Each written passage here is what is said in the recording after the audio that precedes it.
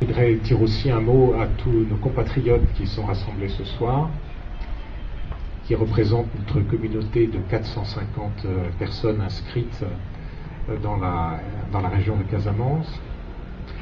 Et cette région, je voudrais vous le dire, vous avez peut-être le sentiment quelquefois qu'elle est un peu délaissée,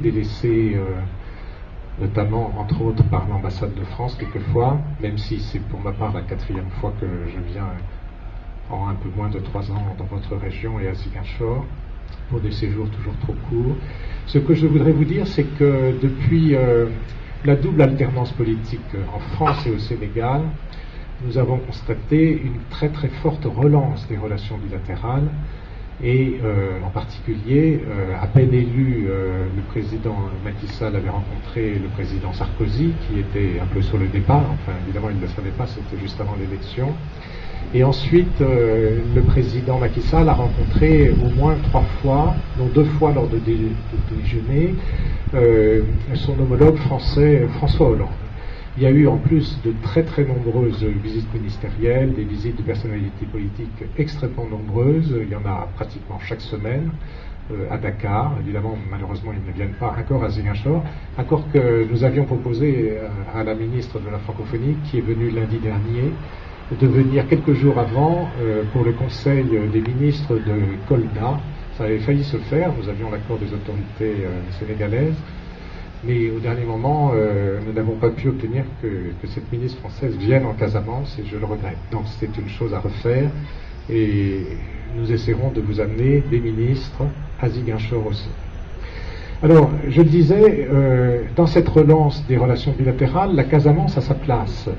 Lors des entretiens, des déjeuners entre François Hollande et Macky Sall, à chaque fois, je puis en être témoin, j'y assistais en général, la question de la Casamance a été assez longuement évoquée. Nous demandions, le président français demandait au président Macky Sall de lui faire un point de situation sur la Casamance et aussi de voir dans quelle mesure la France pouvait participer au règlement de la question du conflit, à la relance de la situation économique dans cette région.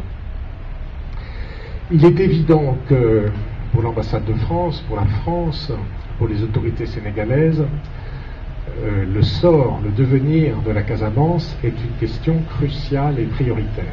C'est un sujet que nous évoquons en permanence avec les plus hautes autorités sénégalaises, et ma venue ici, comme les fois précédentes, a servi à prendre la température de tous les acteurs qui suivent cette question.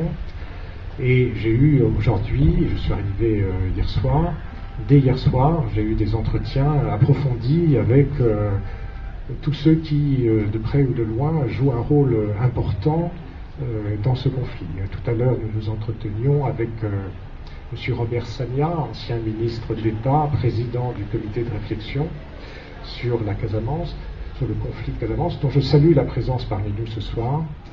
Nous avons eu des entretiens également avec M. Cissé, ancien ou actuel encore président de l'Alliance, et M. Sagna qui est l'ancien président, avec le journaliste Gassama, avec le préfet, avec le colonel commandant de zone, et avec d'autres personnes. Et demain, nous continuons à voir un certain nombre de personnes qui sont impliquées, soit comme médiateurs, soit comme facilitateurs, soit comme personnes chargées des questions sécuritaires. Nous avons aussi vu aujourd'hui l'imam de Bignona, demain nous voyons l'évêque également.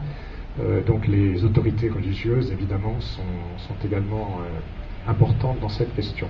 Bon, je retiens, mais vous le savez déjà, qu'il y a évidemment une dynamique nouvelle. Nous étions avant des élections au Sénégal dans une situation qui ne progressait pas, qui était très difficile. Et aujourd'hui, l'approche s'est renouvelée complètement, la volonté politique s'est exprimée beaucoup plus clairement, elle s'est fortement exprimée, donc il y a une volonté politique, il y a des moyens qui sont donnés, il y a des initiatives nombreuses qui sont prises, il y a une conjonction de volontés simultanées de la part de la société civile, de la part de l'administration, du gouverneur, de la part de l'armée. de la part de tous les intellectuels et de tous ceux qui peuvent agir, de la part des chefs religieux évidemment, de la part des femmes aussi.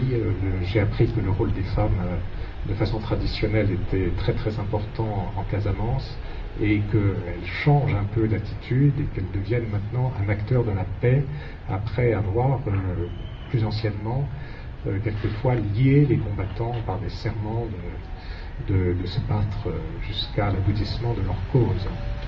Aujourd'hui, vous le savez, la plupart des rebelles n'ont plus de cause.